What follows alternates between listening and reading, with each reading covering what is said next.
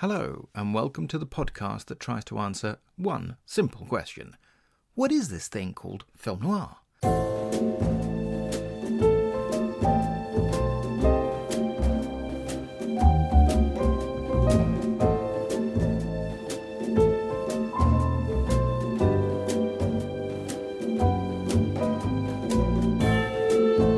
I'm your host, Sergio Angelini, and welcome to Tipping My Fedora, where we discuss movies, books, TV, radio, and much more besides, all from the darker side of the street.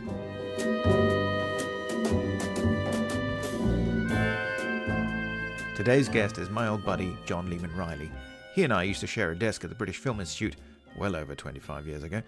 Since then, his career has embraced photography, librarianship, archiving, teaching, academic writing and editing, as well as journalism, exhibition catalogues, CD and DVD notes, and the like. His work has often focused on film and film music, classical music, and Eastern European culture, and has appeared under the imprints of Cambridge, Oxford, and Edinburgh University presses, as well as Routledge, Greenwood, and others. Highlights include Dmitri Shostakovich, A Life in Film, originally from IB Tauris, which is now part of Bloomsbury, and Discover Film Music, published by Naxos, for which he curated 2 accompanying CDs of excerpts. He writes at johnlehmanriley.substack.com. Our podcast today is the first in a series devoted to music written for film noir and covers the period from 1941 to 1959, what many consider to be the movement's classic period. We had a great time catching up, and I hope you do too.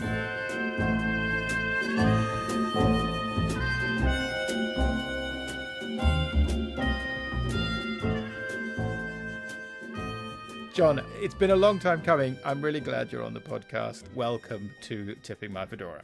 Oh, it's great to be here. It's absolutely great. And obviously, money will be sent in the post. Thank you for saying that. So, all my newbies on the podcast, I ask the same 2 icebreaker questions. And the first one is, what's your definition of film noir? That's a really interesting one. I mean, I suppose I really think about it as the classic kind of 1940s, 1950s, that expressionist lighting, the incredibly twisty plot, the femme fatale, all of those kind of classic elements. And I understand, obviously, that as you kind of move out to the liminal regions, as an academic might say, other things come in and other things get dropped out. And there's that kind of transgressive element. Crime stories, of course, they are often quite sexy stories, which in the context of post-war, the women returning from working and women being more empowered, that was a kind of an interesting element. Beyond that, there are these kind of, I would say, noir adjacent genres like jazz noir, which we will talk about today, I'm sure. And then, of course, neo noir, which really gave an opportunity to ramp up some of those elements. So, the sexiness and shifting into the region of the erotic drama, the erotic thriller. So I suppose I'm quite purist in that sense. So with that in mind, what would be, do you think, the first film noir that you saw that really made an impression? Well, I guess, obviously when I was growing up, there were a lot of great things on TV, great film seasons and stuff like that. And there must have been a noir season, or maybe a Bogart season or something. And so I saw The Big Sleep on TV, which is kind of quintessential. It's sexy, it's an utterly impenetrable plot. Maybe that's one of the things that drives me to be this kind of have this very focused view of what a film noir is. Now, we're going to talk specifically about The Big Sleep very shortly, but you and I are going to talk about the music written for film noir. So we've decided together on a list of films that we think are interesting, worth talking about. They're not necessarily the best, but we think they're all important and worth talking about. For many people, the first fully formed American film noir is The Maltese Falcon from 1941. Starring Humphrey Bogart and Mary Astor and Sidney Greenstreet and Peter Lorre and many more. We've picked that as the first film to discuss, and it has a composer who perhaps isn't as well known as he might be. So John, tell us a little bit about Adolf Deutsch. Yeah, so Adolf Deutsch, German heritage, had a great career in Hollywood, and around this time was particularly working on film noir. So he did High Sierra with John Huston in the same year. He did a whole load of film noir. I think one of the interesting things about him, and we'll talk about the different approaches that different composers brought to the genre, having been very purist about what film noir is, one of the things about the film noir scores is that they are incredibly varied. And you might have this idea of a film noir score being slightly modernist, dissonant, orchestral, and all of that kind of stuff. But actually, there's a huge variety. And I like the Maltese Falcon score. This is, I think, a really interesting score. It's a particular approach. It's one of the things that drives it is this motif, this 8-note motif, which is, I suppose you would call it the Falcon motif, which you have right up pretty much in the main title.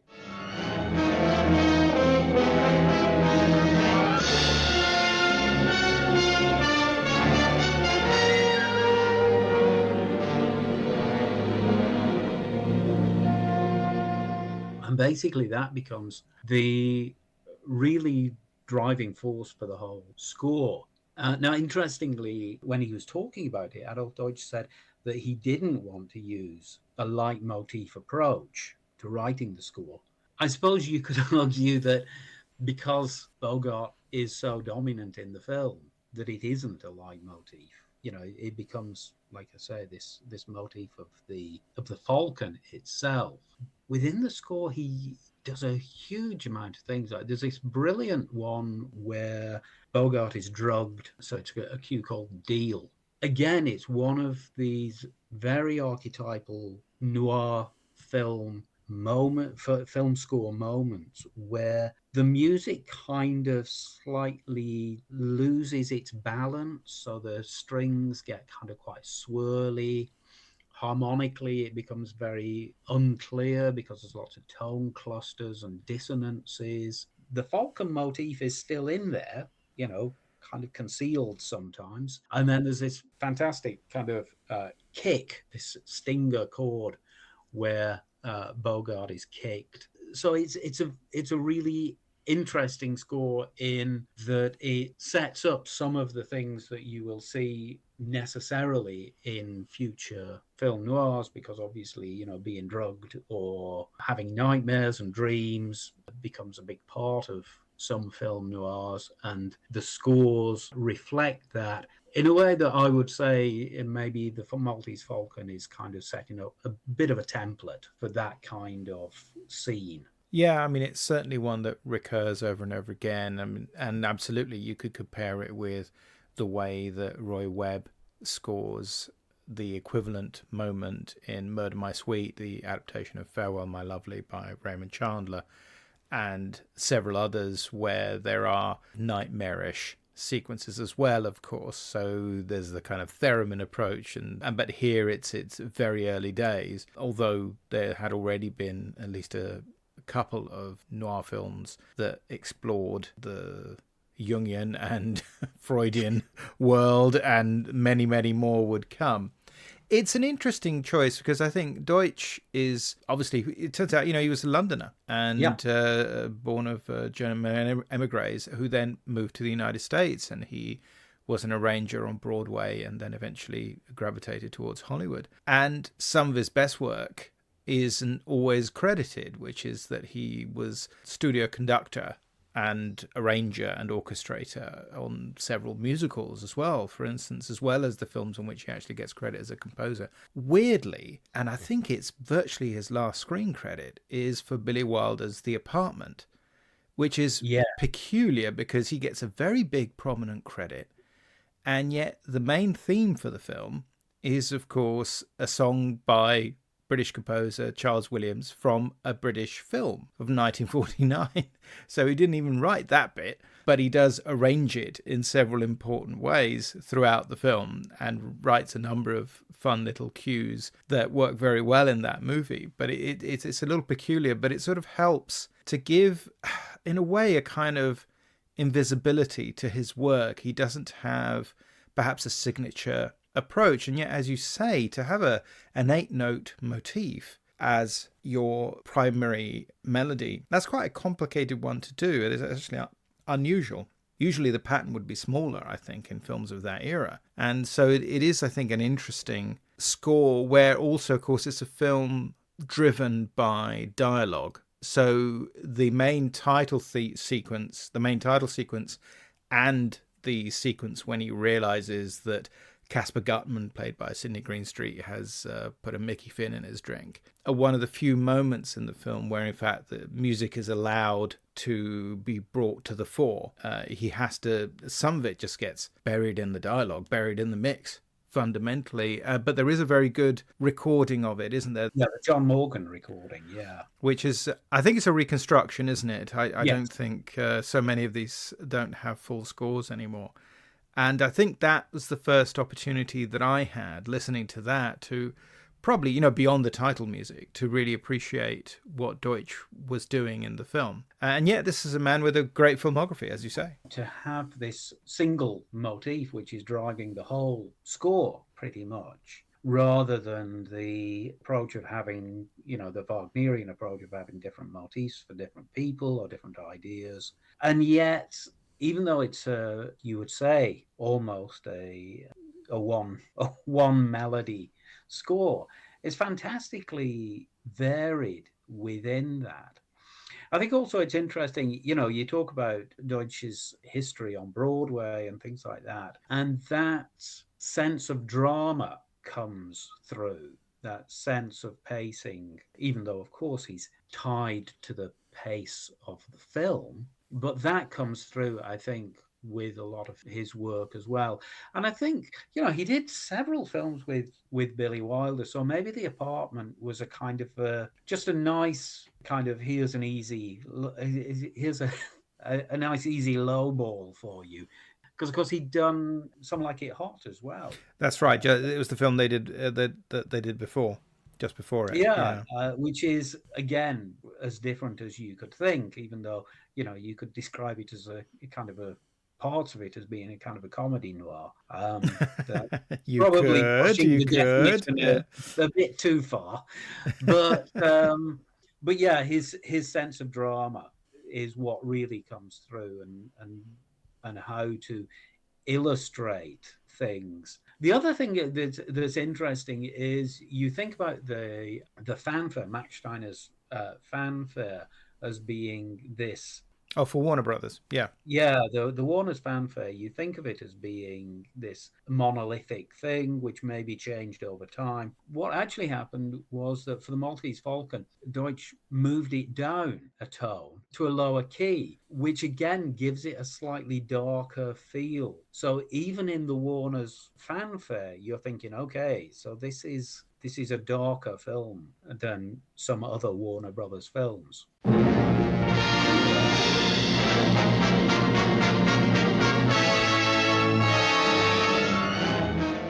This seems like the perfect time to talk about Max Steiner.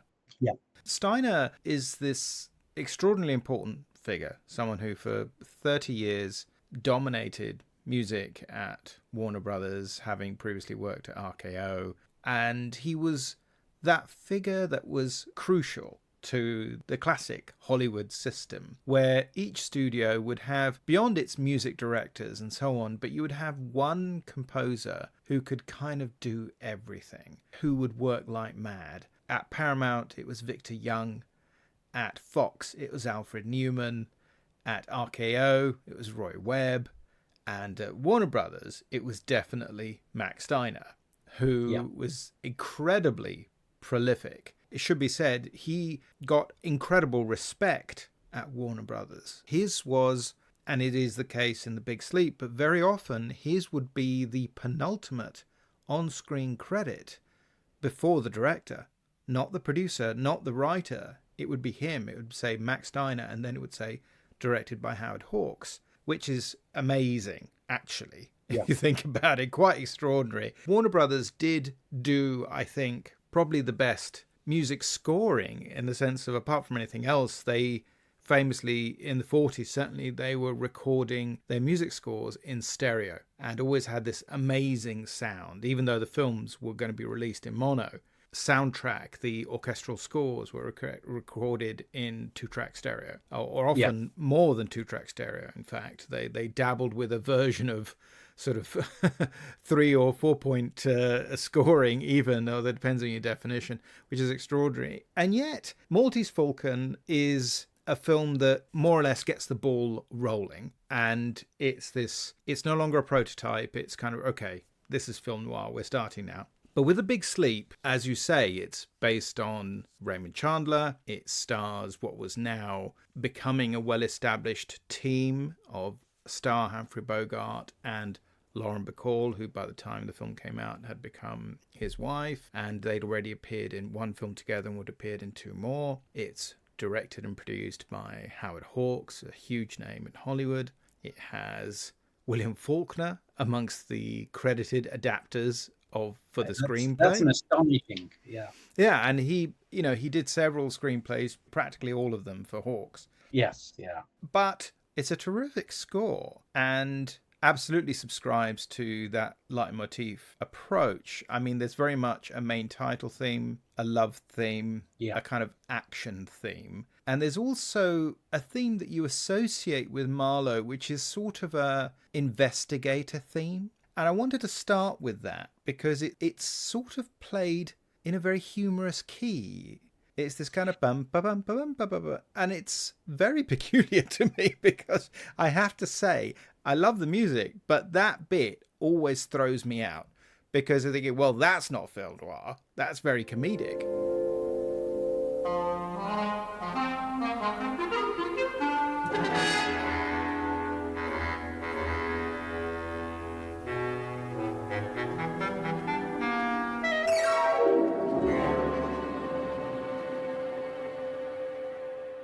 The Bogart character is a kind of a slightly wry, ironic character. And so I think the music reflects that, in that it kind of hovers between major and minor. And I know that the old idea that minor music is sad and major music is happy is a gross simplification, but it hovers between the two. There's that little turn up at the end, the little point at the end. It is kind of a reflection of his character. And I think that's one of the things that Steiner does. And it's one of the things I think that marks him out, maybe from Deutsch. Steiner had that background in drama. He worked in theaters as a music director, conductor, arranger, all of that kind of stuff before he came to Hollywood. So one of the things that he does particularly is it's a much more obviously melodic score. There's that really beautiful waltz, the Love Waltz. But it's also really tightly illustrative, scene to scene. So there's an early in the film, Marlowe goes for a walk and he goes through 2 or 3 locations, and the music changes for each location. He's going to the library, and so you get, leaving the office music, then you get walking down the street music, then you get I'm in the library music. Each of those tiny little, they're not really separate cues because it's a continuous piece of music. Each of those pieces of music reflects where he is. Steiner is much more locked into the narrative. I think Deutsch is much more portraying the general mood often. Steiner is much more locked into the narrative. And he also does, which he did throughout his career, right from King Kong on, this thing of Mickey Mousing, which is making the music reflect somehow what is on the screen. So, you get a dum, dum, dum, dum, which is absolutely in time with somebody walking down the street. You get all of those sort of things. So here, there's this lovely kind of falling harp glissando as Lauren Bacall falls into Humphrey Bogart's arms. And then later on, when he's in a chase, he jumps over a wall and there's a little drink on the xylophone as he jumps over. I mean, it's a much more purely and tightly illustrative score than Deutsch's.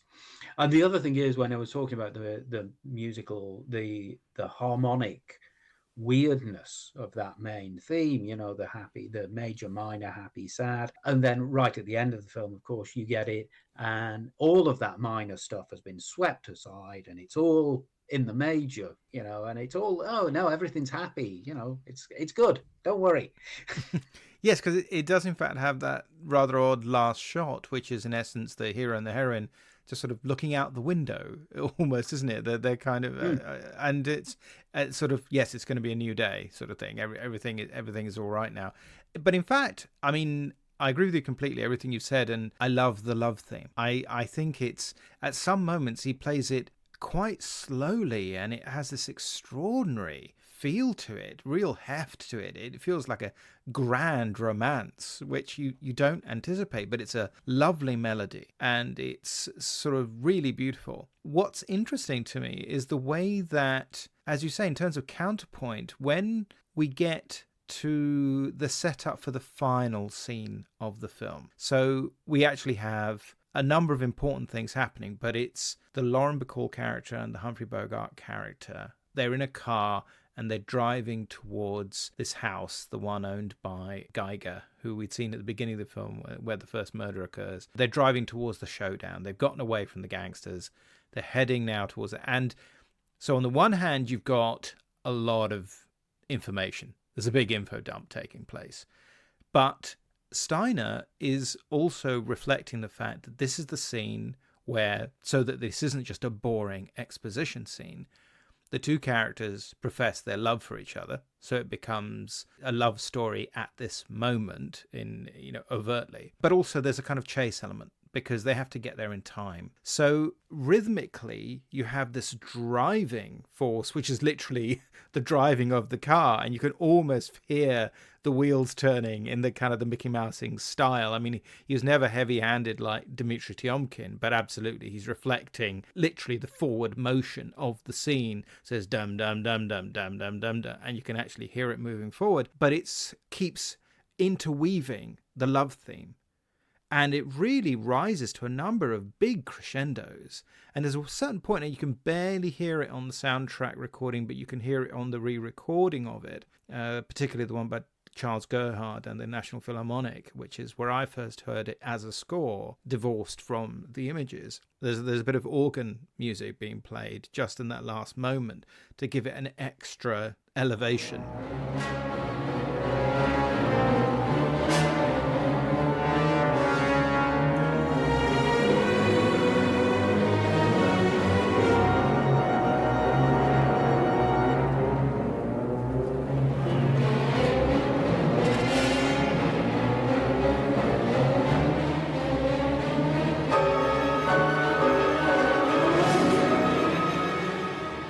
And I find that extraordinary. It's very powerful, very strong. It's just bringing all these things together in quite a complex and yet completely accessible way. I mean, Steiner is often thought of as the composer that really sort of invented the Hollywood music score in the sense of how we understand it, in terms of how we understand how it's supposed to work on the screen. He isn't the first, but scores like King Kong were so instrumental in guiding us as viewers into how music would work with images. And he was someone who, I think it was said by several people, that if he could, he would have wall-to-wall music in his films. There would never be a gap. He would have constant music.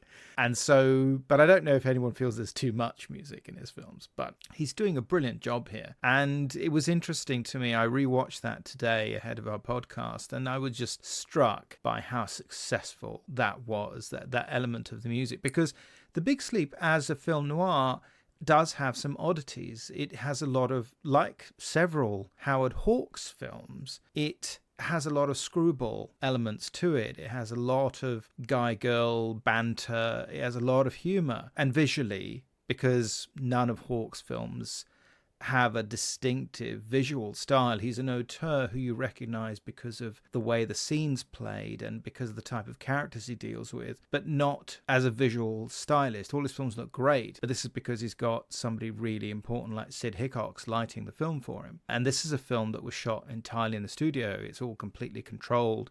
And there's something sort of fascinating. Even the exteriors are in the studio. There's a point where they pull a car out of the water, and it's all done in the studio tank. And literally this house we're talking about with the big climax of the film, and we see the street, and we see the house, and we see the roof, and it's raining, and it's all done on a soundstage. It's remarkably self-contained in that sense, so wonderfully artificial, but very effective. And yet, this isn't a film with long shadows. This isn't a film with particularly dark psychology, actually.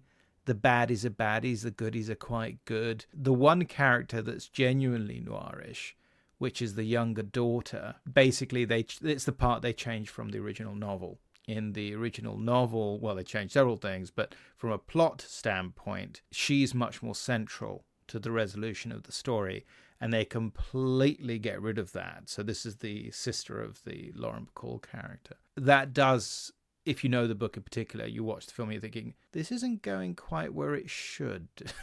It's all been going in a certain direction, and all the psychology of the characters is to sort of cover up something that this person may have done, but they make it somebody else is the villain, and so it doesn't matter. So you get there.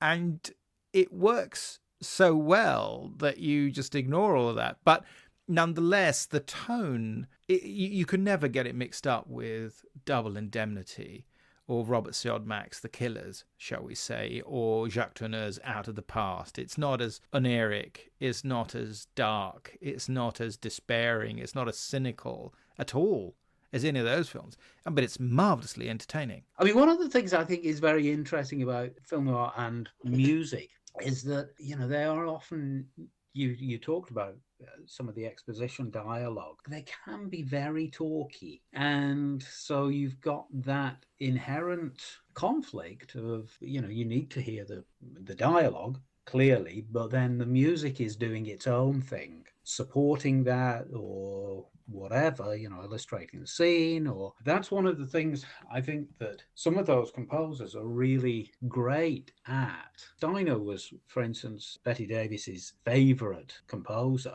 She always wanted her films to be scored by Max Steiner. And what they will do, what a skilled composer would do, would be to choose an orchestration that allows the voices to come through. So they treat the voices as almost like a separate instrument. So they think, well, here we've got a baritone and a tenor here. So how can I orchestrate around those voices so that I'm not covering them? Oh, here there's a soprano just come in. So it becomes I don't want to push the point to make it sound operatic. But again, those composers who had a history in the theatre, again, had an inherent advantage that they'd been doing that kind of stuff. They dealt with people with powerful voices, weak voices, weirdly high voices, or whatever. And they knew how to orchestrate around that and what to do to best set the text in that way. I mean, I think perhaps it'd be interesting to talk in contrast to that with the next one on our list, which is the score for Billy Wilder's Sunset Boulevard, the Oscar-winning drama that is still considered a classic, and which has a highly memorable Oscar-winning score by Franz Waxman. Now, he was German composer who had done films in Germany and in France before emigrating to the United States and making a tremendous name for himself with his first American score for The Bride of Frankenstein, 1935. And I don't think he ever stopped being a major Hollywood composer until he, pretty much dropped dead. Quite young, in fact. He was only in his mid-60s. The score he writes for Sunset Boulevard is certainly not anybody's idea of underscore, I think. So that whereas absolutely Deutsch and Steiner could sort of handle the voices and could provide underscore while dramatic scenes are taking place, but you could still hear what they're saying. With Waxman, this is a much bigger, bolder kind of composer. He wrote all sorts of things. I mean, he wrote a fantastically charming score for the Philadelphia Story when he was over at MGM. And in fact, it's the film in which he wrote what would have been for MGM their, what we call it, the music for their logo. But in fact, it only got used for a few films, which is a shame because I always thought it was quite a good one.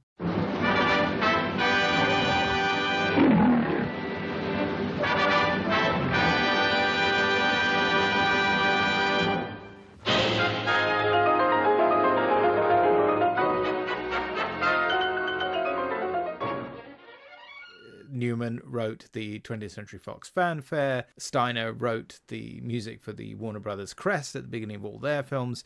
MGM briefly had Franz Waxman's music going over Leo the Lion roaring. But so he could write light stuff as well. But certainly in noir mode, this is a very powerful, memorable, tremendously big score.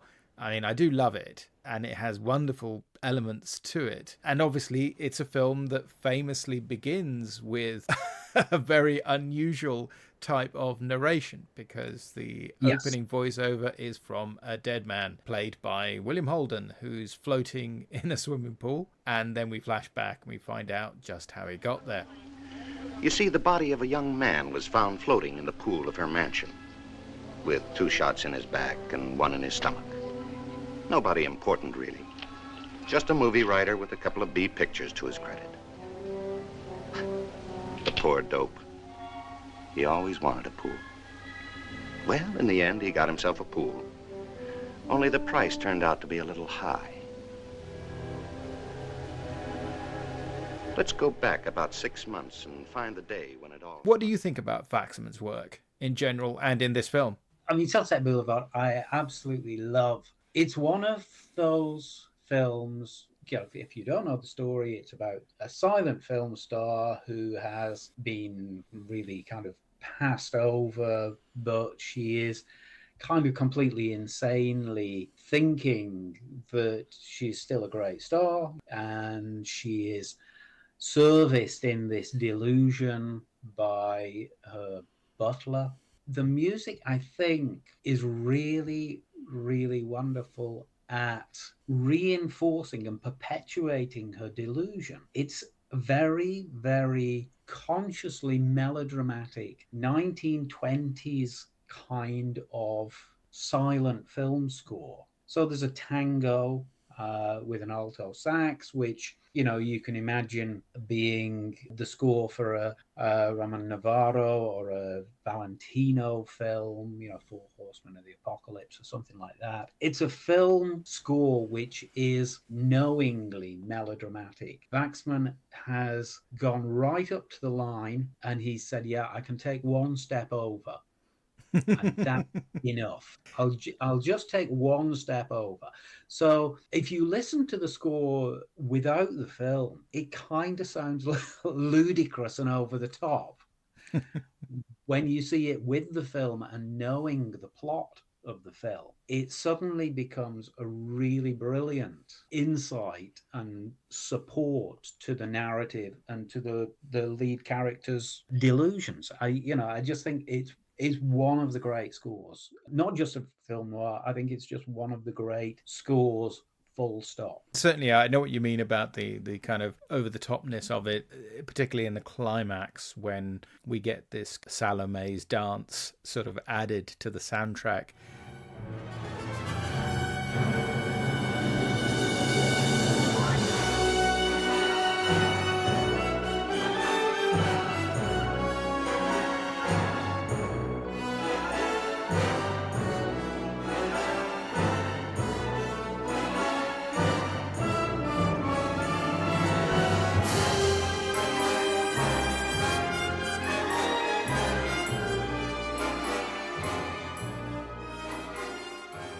It totally works. I mean, it's one of those films that I don't know if that had been done before, but it ends by going out of focus before you get the final credits, you know, which is an extraordinary moment.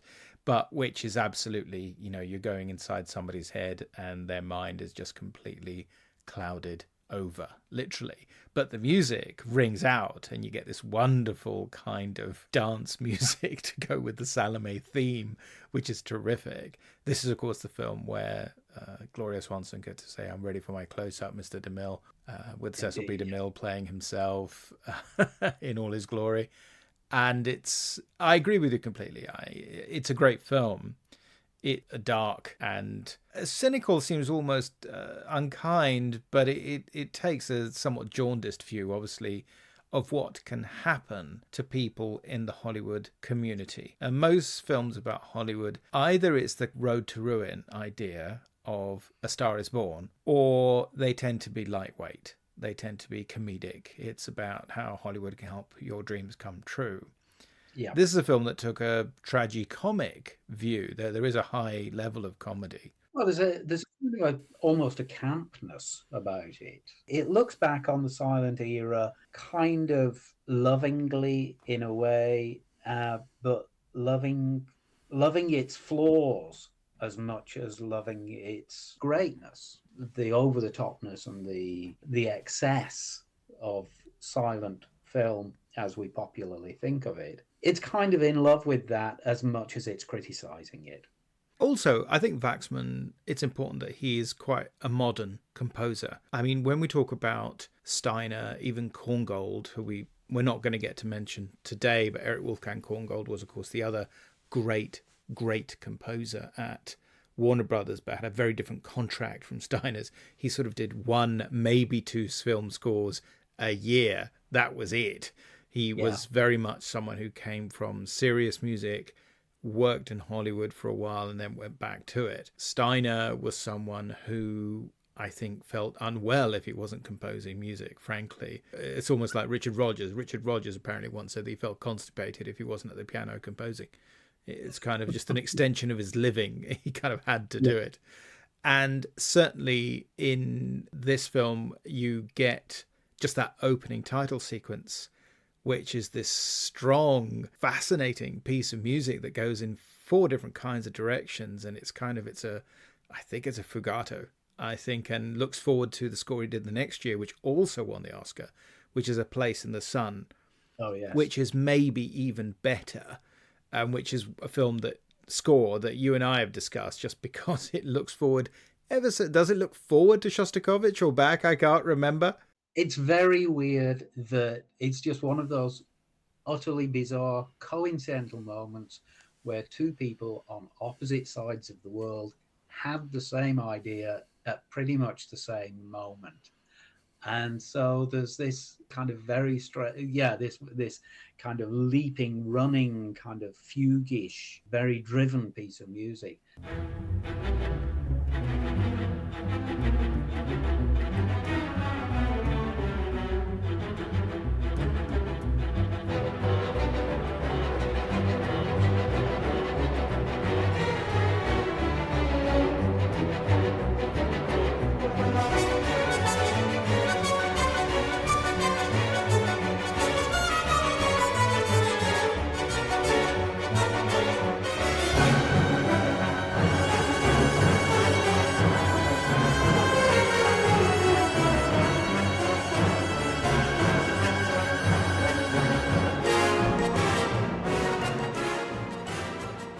And they're so remarkably similar.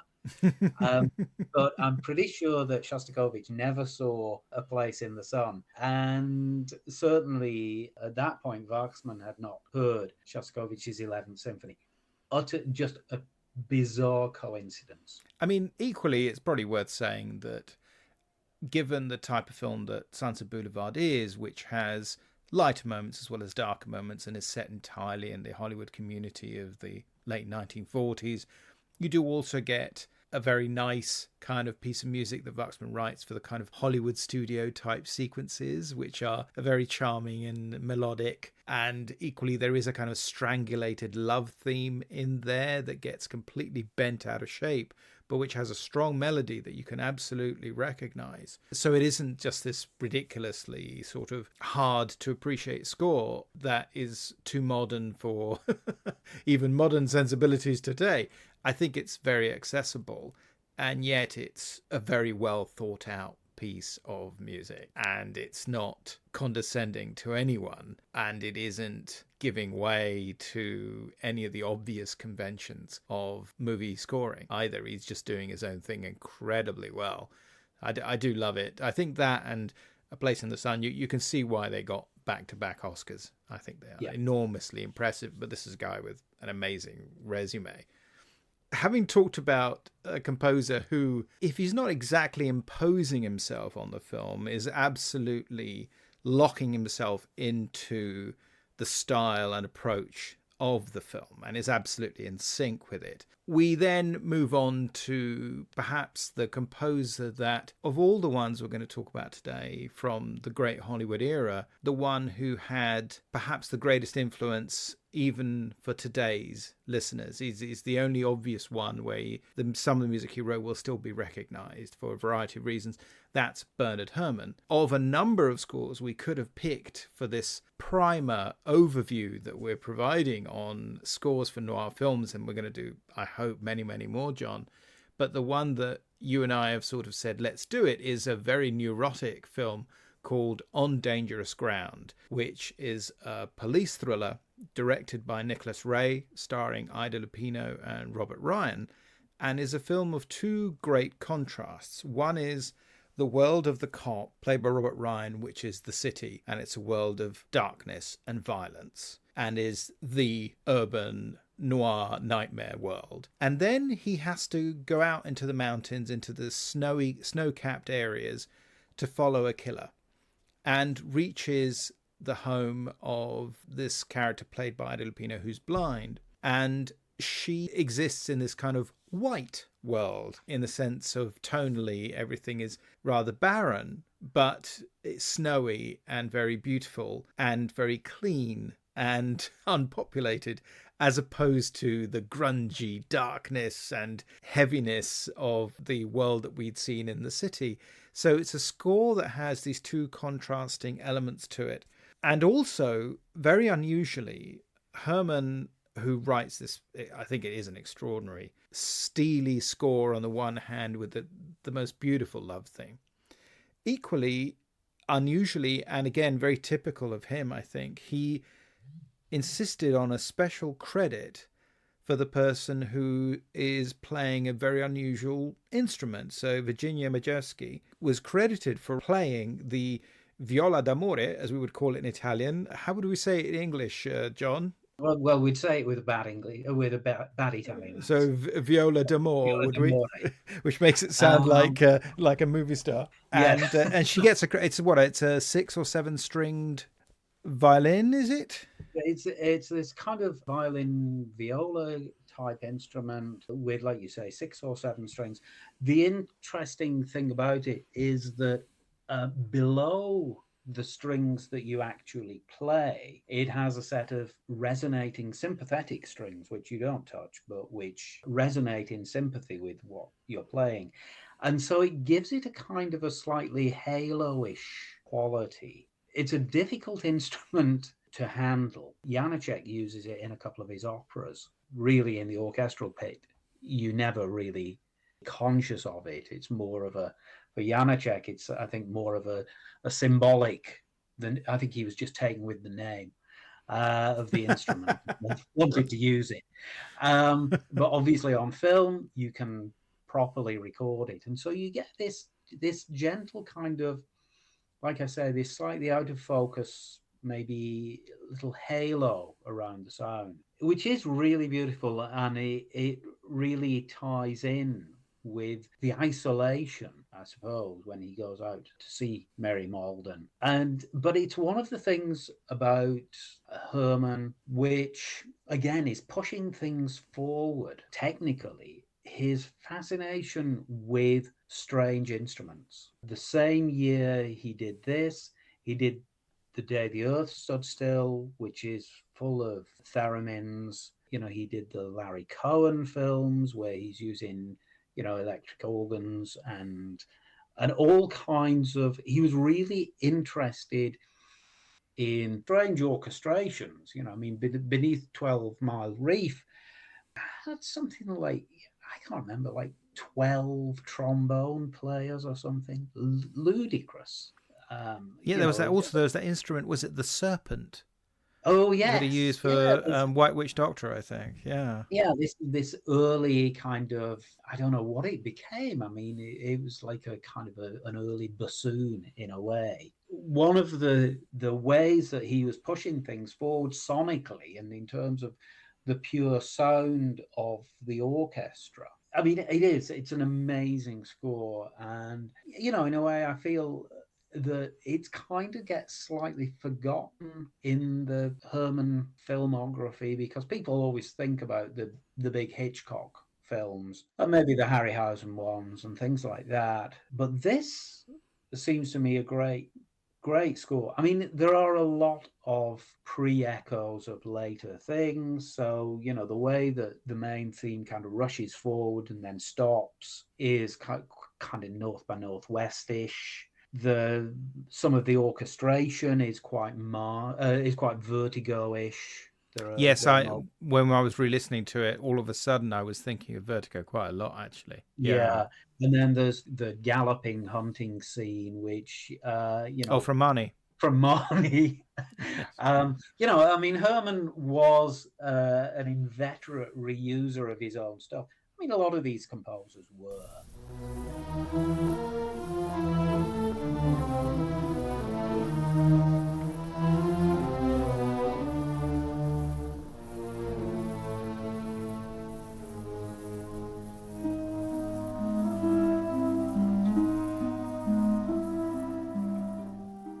When he came to do the opera Wuthering Heights, he dropped in chunks of Jane Eyre and all kinds of other things perfectly validly. I don't think that's a bad thing. So some of On Dangerous Ground turns up in the TV series Have Gun Will Travel.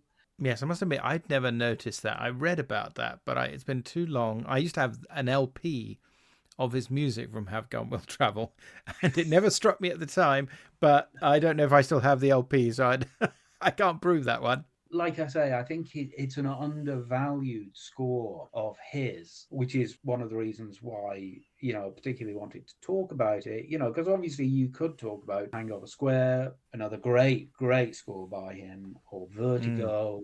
Well, we're going to get there. There's Taxi Driver. There's extraordinary film music. Yeah, not to mention Cape Fear, Psycho. Yeah, I mean, just within the genre of noir, you could pick any one of half a dozen. And I think, in a way, the reason I wanted to go for this one was that, in a way, it's the most forgotten of his noir scores. I remember when I would have been 12, I think. When I bought one of my first ever LPs, tells you a lot about me, I dare say, was the classic film scores for Bernard Herrmann album, which was produced by George Korngold, the son of Eric Korngold, and conducted by Charles Gerhard. And the opening track is The Death Hunt from On Dangerous Ground, and I was thrilled beyond all measure. I'd never heard anything as ferocious, as rhythmically adventurous as that in a film ever. And I hadn't, it was years before I actually saw the film, but this wonderful recording done for RCA, beautifully engineered by Ken Wilkinson, and it's fantastic piece of music. I mean, it's sort of 3.5 minutes or something.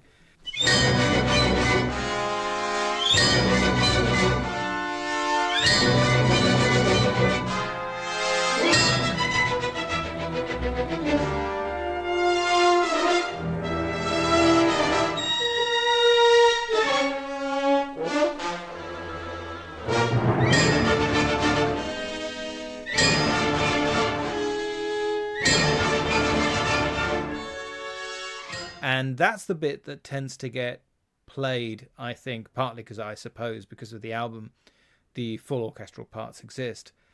Although the full score was recently reconstructed and re-recorded, I think, is it John Morgan and William Stromberg? Yes. I think. Yeah.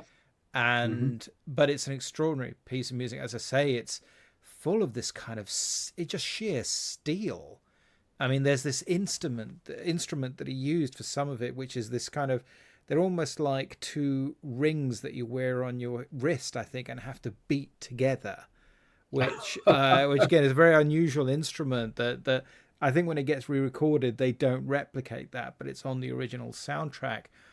And again, it's just this angry, amazing piece of dense and powerful music to represent the frustrations and the roiling bitterness of this, big city cop. I can't remember if they actually specify what city he's in. And he's just he's constantly on a short fuse, because all he sees is violence and decay around him. And it's this extraordinary, it takes you right into his head, into his soul. That's incredible. And then you, as it were, go out into the wilderness, in the primal world.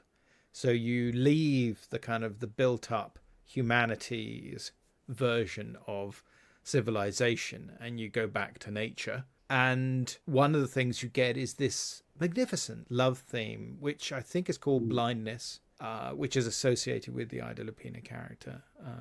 And again, it's just this gorgeous, gorgeous theme.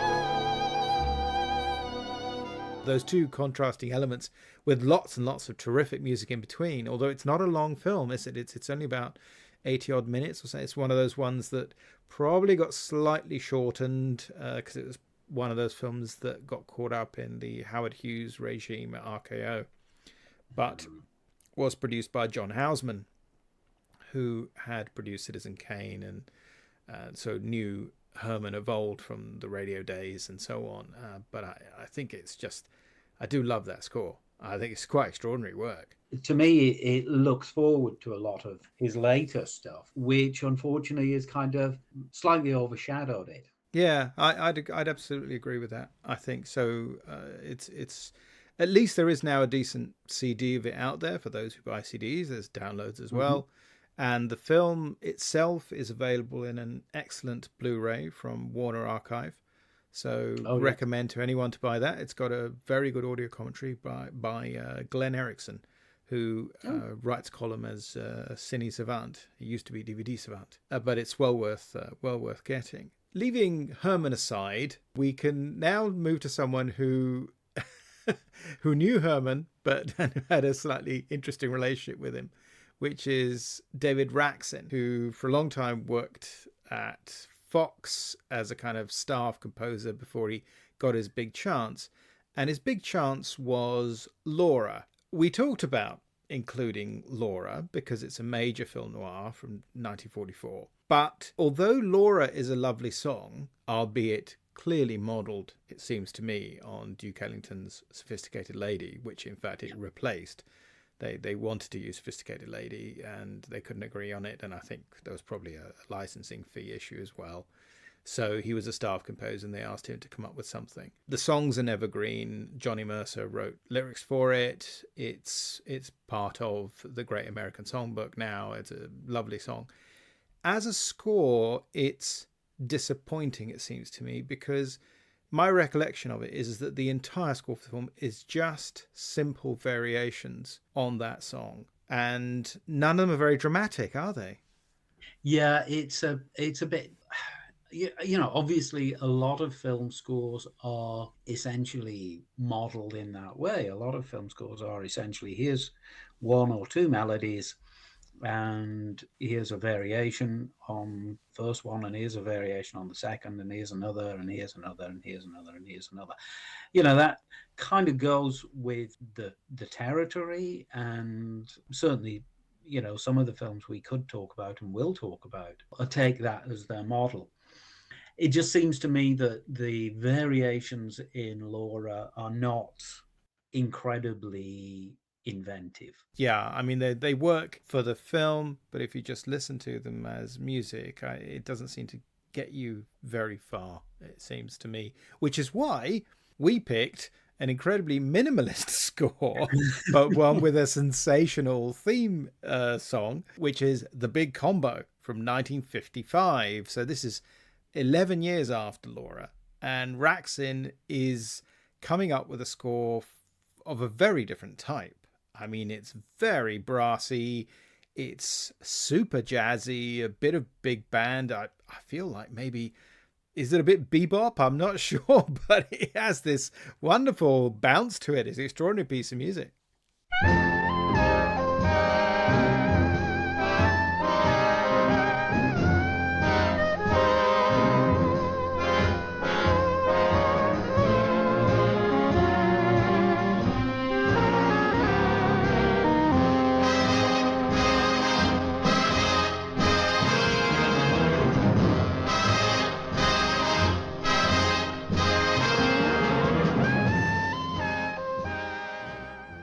It is. And I suppose around this time, we're talking about the early 50s. Yeah, jazz is coming in, and jazz just coincidentally kind of echoes some of the things that you think about as being classic noir elements. So it's modern, it's urban, it's slightly dissonant, so there's a kind of a slightly disconcerting quality to it. And so the jazz noir developed, as I say, as this kind of sub-genre, and you can think about loads of them. Again, we talked about a few, and a Big Combo is one of them. The other thing that is, I think, interesting about the possibility of a film noir is a jazz noir is that the music can become much more integrated into the narrative. Some of the really great jazz noir scores, really you're drifting in and out of the narrative by means of the score. The score suddenly becomes, oh, it's diegetic. I thought this was score, but no, it's not. It's part of the narrative. And again, that's kind of plays into that unsettlingness of the genre, I think. Well, this is certainly borne out by the next film we're going to talk about, which is the 1959 film Odds Against Tomorrow, which was directed by Robert Wise and once again stars Robert Ryan as a deeply troubled individual, this time playing a crook, and it has a score by John Lewis. So who's John Lewis?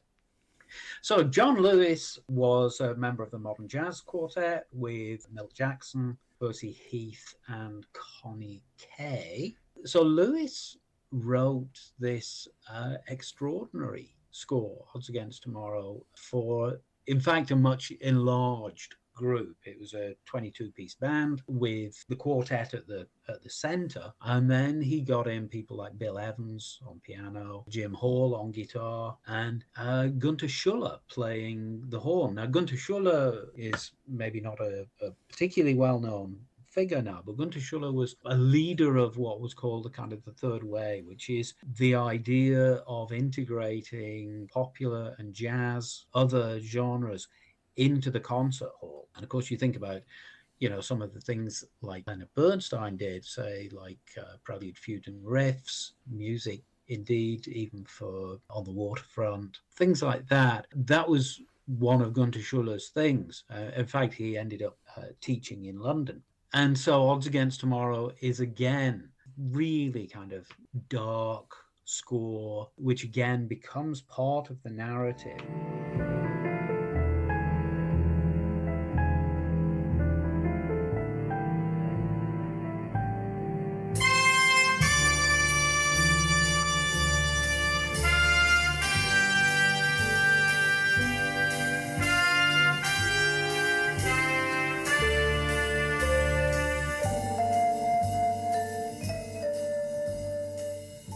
And then the other thing about it is that it became, really successful As an album, as an LP. as an LP. So you think about, I mean, Miles Davis, sure, he did, Ascent to the Scaffold. He did it in concert sometimes. I mean, not with the film, but as music. Anatomy of a Murder was really, That was Duke Ellington, yeah. Duke Ellington, who again, appears as himself, of course. appears as himself. So there's this whole kind of like ambiguity about what are the limits of the narrative. Again, we think about Nightmare from 56, where Meade Lux Lewis turns up as Meade Lux Lewis, and again has a jazz background. We should say up front, John, because we haven't, but one of the reasons why we're talking about this like this is because one of the things about Odds Against Tomorrow is this was the main star of the film is Harry Belafonte.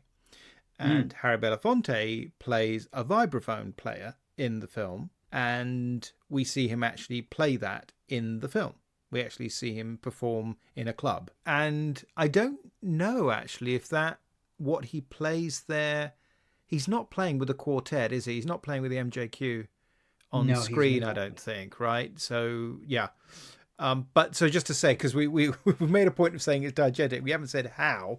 So in this case, the lead character, while he's a thief, and this is a story about a bunch of criminals who are going to basically rip off a bank, and it all goes wrong, mainly because the Robert Ryan character is a racist and can't manage to keep that in check once Harry Belafonte joins the gang. The thing about Belafonte is that when he's not doing that, he's actually a musician, but he's got money problems. The musician dragged into crime is a kind of a common enough element of these sort of films as well. Obviously, I think Lewis regarded this as, it was more than a gig. It was more than I'm doing a film score. They released the album, they would play it in their concerts, so he really invested in it as something that was not only part of the film, but that could have a life beyond that. Which again, at this point, film score culture didn't exist so much. So again, people would record Laura, the song, but nobody would really record like the whole of the film score. And so Lewis again was moving into a world where, the film score is something that is valuable in itself as a whole. And yet at the same time, obviously, when the Modern Jazz Quartet did it in concert, they couldn't reproduce the 22-piece orchestra. So it was the film score, but it wasn't the film score. So it's kind of just all very interestingly ambiguous in that way. It's a terrific film. And I think the music is very much part of that. And in a way, it's interesting. Obviously, we associate it to a certain degree with the Belafonte character because he's the musician. And nonetheless, I think that it is part and parcel of the movie. And we're coming to the end of the classic film noir era, depending on your definitions. But that's all for another time, John. So, look, I wanted to just thank you very much for part one. And this is going to be continued very shortly on this Bat Time and this Bat channel. So thanks very much, John, and talk to you in a sec. That would be lovely. Thank you. Thanks. It's been great to have the impetus to relook at a lot of films and even discover a couple of films that I wasn't really aware of or knew about but hadn't actually watched. It's been great prepping it, and it's been lovely talking about it. To be continued. Thanks very much, mate.